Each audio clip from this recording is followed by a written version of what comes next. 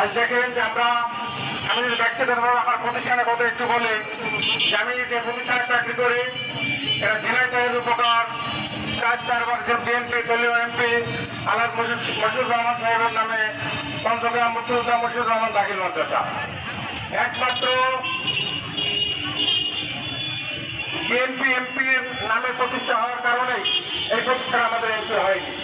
আমাদের ওখানে যখন বিভিন্ন ধরনের জেলায় শিক্ষা অফিসার উপজেলা শিক্ষা অফিসাররা যান এই প্রতিষ্ঠান প্রথমে দেখে তারা মানে আপনাদের নয়নপ্রিয় এটা তারা বিশ্বাসই করে না।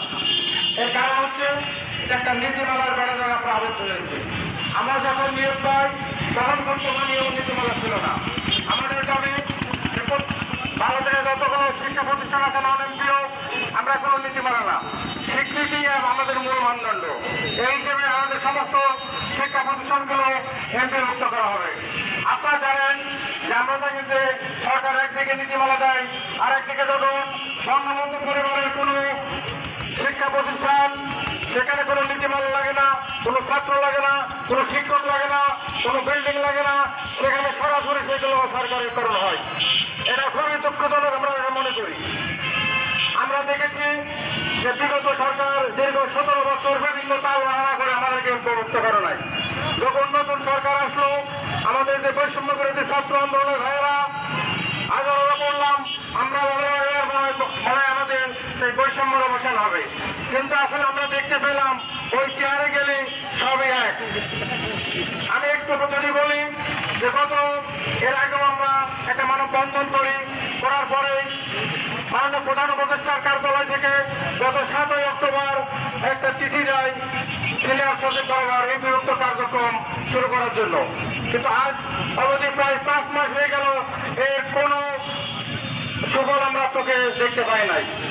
এই জন্য বাধ্য হয়ে আমরা মাঠে নামতে বাধ্য হচ্ছি। আপনাদেরকে আরেকটু বলি যে আগামী 23শে ফেব্রুয়ারি কেন্দ্রীয় প্রেস ক্লাবে আমরা আবারও অনশন করবো। এমপিও না হওয়া পর্যন্ত আমাদের এই দাবি পূরণ না হওয়া পর্যন্ত আমরা ঘরে ফিরে যাব না। আপনারা জানেন যেখানে যে অনেক টিচার আমার বাইরে যারা আছে অনেকে 3 বছর 2 বছর 1 বছর তাদের চাকরির বয়স আছে। একটা রাষ্ট্রের লজ্জা থাকা উচিত যে সেখানে হাজার হাজার করে টাকা বিদেশে চুরি করে নিয়ে যাওয়া হয়, সেখানে বাড়ির পিয়ন 500 কোটি টাকার মালিক হয়, সেখানে একজন শিক্ষক আপনারা জানেন আমার গ্রামে যারা আছে এখানে কিন্তু গ্রাজুয়েশন ডিগ্রির কমে কোনো শিক্ষক নাই। এখানে যারা আছে ম্যাক্সিমাম 3 মাস্টার ডিগ্রি সম্পন্ন। সেখানে আমাদের লজ্জা লাগে যে আমরা রাস্তায় দাঁড়িয়ে সরকারের কাছে এগুলো বলতেছি। আসলে এটা তো সরকারের দায়িত্ব ছিল যে বিভিন্ন শিক্ষা প্রতিষ্ঠান তৈরি করা, কিন্তু আমরা অতীতেও দেখেছি কোন সরকারে আসলে এগুলো করে নাই।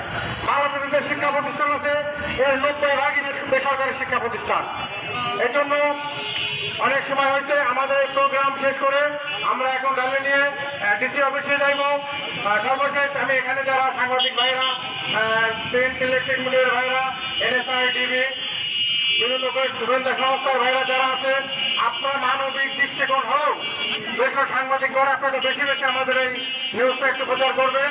আর যারা সরকারের বিভিন্ন গোয়েন্দা সংস্থা লোক আছে